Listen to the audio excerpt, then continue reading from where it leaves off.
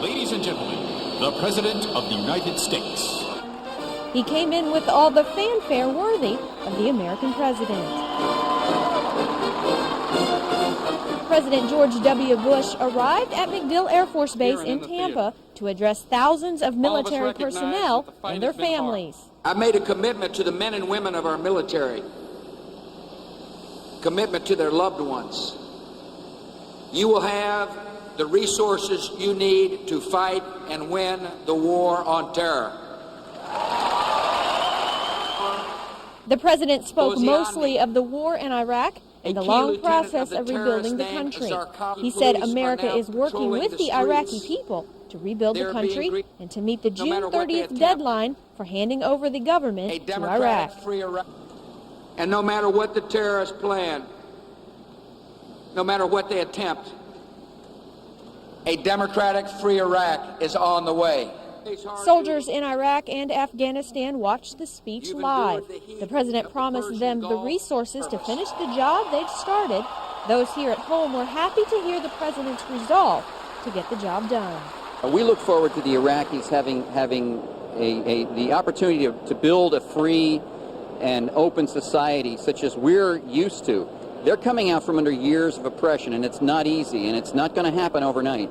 And many were inspired by the commander-in-chief. Inspiring. It's nice to have him here. He's a great leader, and everybody, you get the feeling that everybody here really supports him. The president reiterated his tough words for those who stand in the country's way. And when we promise to act, we mean exactly what we say. For the Village's Daily Sun News Updates, I'm Nicole King.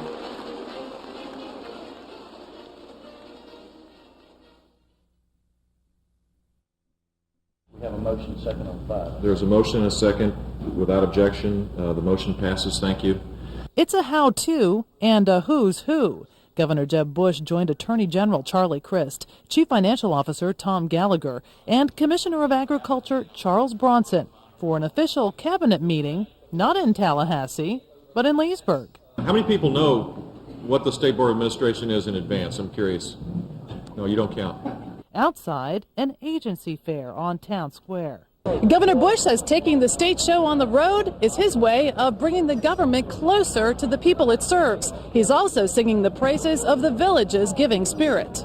With the commitment of additional clinics and hospitals, the most recent announcement being at the Villages, it's all good news for Florida's vets, who are only growing in terms of their percentage of the overall veterans population. The Villages plans to pay for and build a VA outpatient clinic, leasing it to the government for only $1 a year. Villagers say bringing the capital to the Tri-County area, if only for a day, is worth it. Well, I think it's a step in the right direction because many people wouldn't even know of some of these agencies that are here today. You know, this is probably about the 10th time we've done this. It's an idea to try to connect state government with the citizens of the state. The governor also took the time to recognize seniors and young people who give back through his mentoring program. Ashley is here today, and it is my joy and honor to present her with the Florida Points of Light Award. Ashley. A lot of kids don't have their grandparents and elders in their lives who can pour the wisdom into their lives, so it's a great experience for the kids. And were you really surprised by this? I was very surprised. Those we spoke with say they're not surprised to see moving the capital here for a day does build new bridges, bringing Tallahassee closer to home for the politicians and the people. For Around the Villages, I'm Liz Talbot.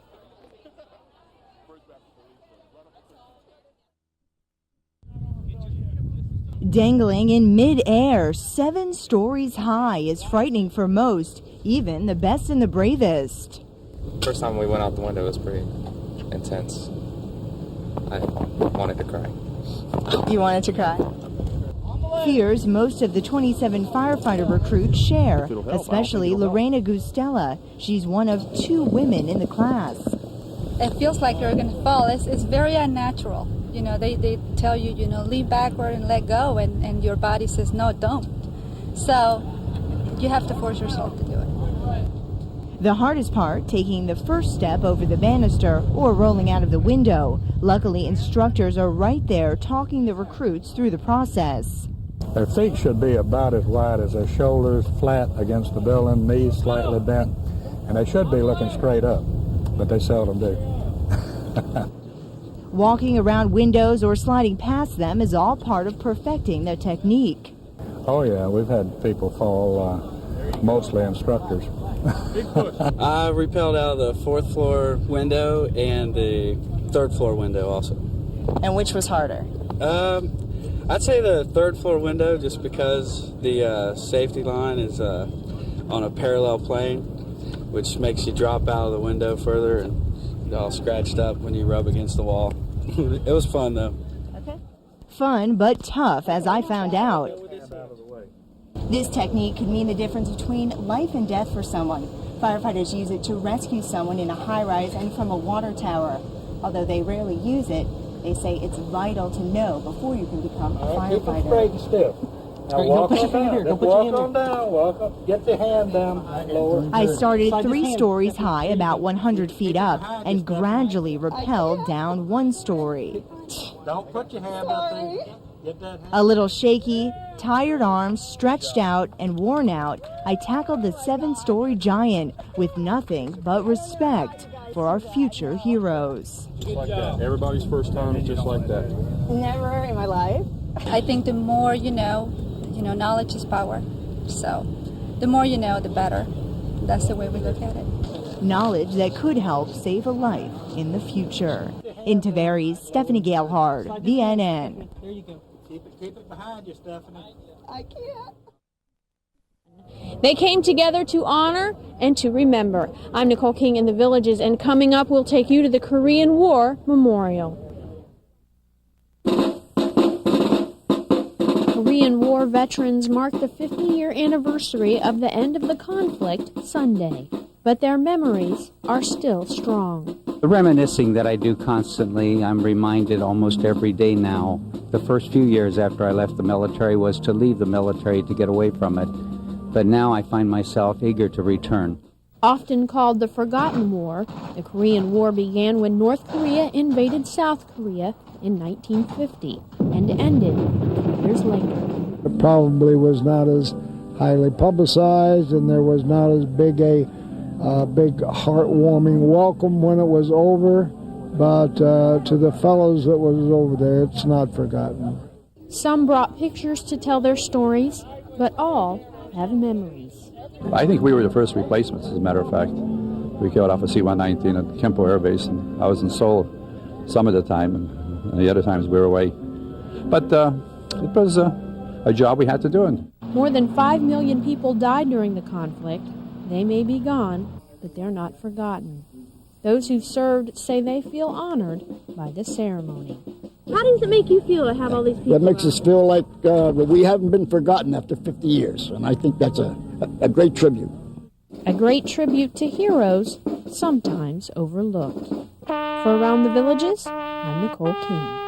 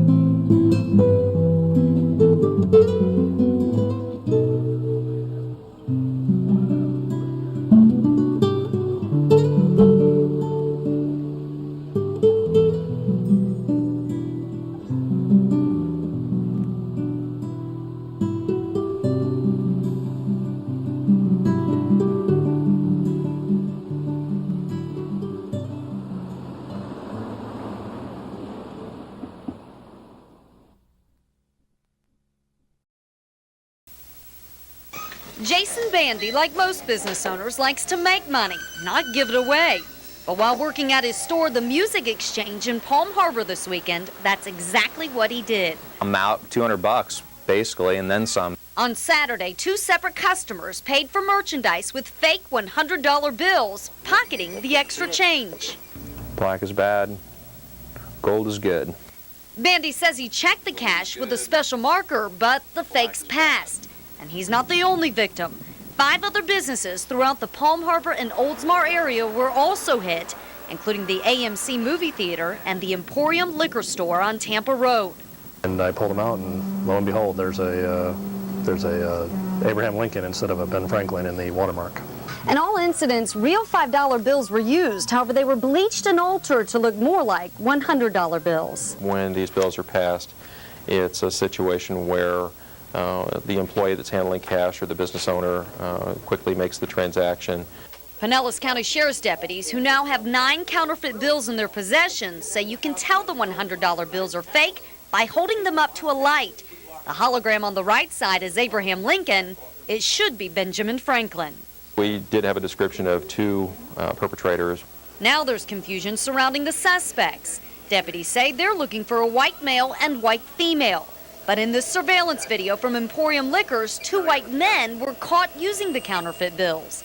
And at the music exchange, the store owner says 2 black males passed the fake money, leading some to worry the counterfeit bills are now in circulation. In Pinellas County, Summer Smith, WB38 News at 10.